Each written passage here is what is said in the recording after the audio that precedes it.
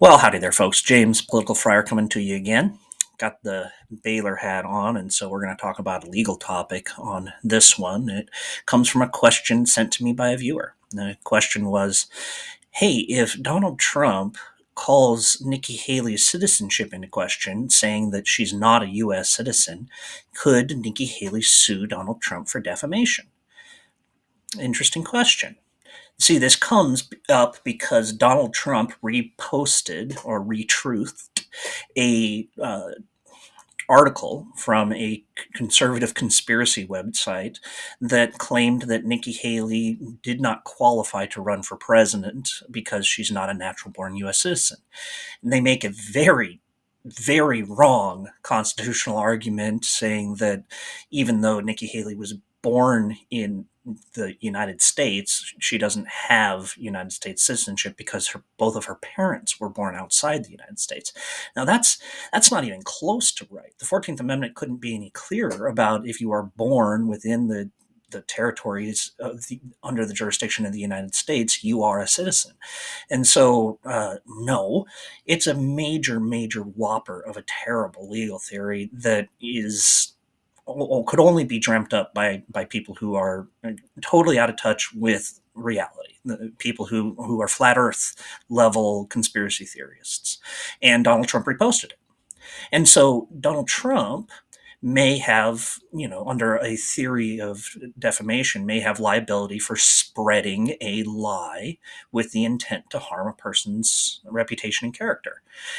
See, the United States has pretty liberal defamation laws in that it's hard to commit defamation. You gotta really go out of your way to commit defamation on a person because we have free speech principles. The idea is that you ought to be able to say whatever you want with only as few limits as necessary on that, such as don't cry fire in a theater or don't be disruptive in court, these types of limits. Well, one of them, defamation, says don't publish, that's the first element, a false statement negligently. That's defamation, basically. The three elements. So if you negligently publish a false statement that causes harm to a person's reputation, the person can sue you for money damages. Different for famous people and politicians. See, the United States prizes the political debate as well. And so if you are commenting on a famous person or a public personality, it's publish falsehood knowingly, not negligently. This is called actual malice. You need to actually know that what you're saying is false is false. And so let's apply that rule to Donald Trump. He actually knows that Nikki Haley is a U.S. citizen. He actually knew when he published that falsehood. So can Nikki Haley sue him? And the answer is no. The answer is no. It comes from a doctrine that grows out of the separation of powers doctrine. It's called the political question doctrine. The difference here is that Nikki Haley and Donald Trump are running against each other in an election. And in that context, because the question is political only in nature, whether this falsehood damaged Nikki Haley's reputation, the only remedy is through the ballot box. She can't sue him because the courts aren't going to get involved in an election like that.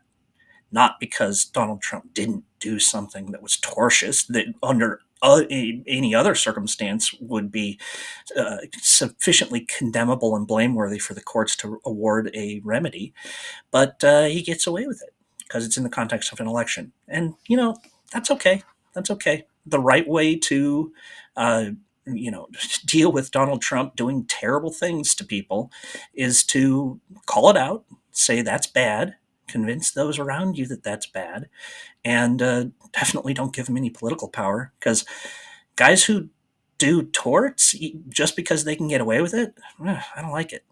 It does go back to the fundamental truth about Donald Trump is that he is lawless. He is lawless. It's not that he doesn't understand the law. It's that he understands that if there is no remedy, there is no rule. He will never follow the rules for the sake of the rules.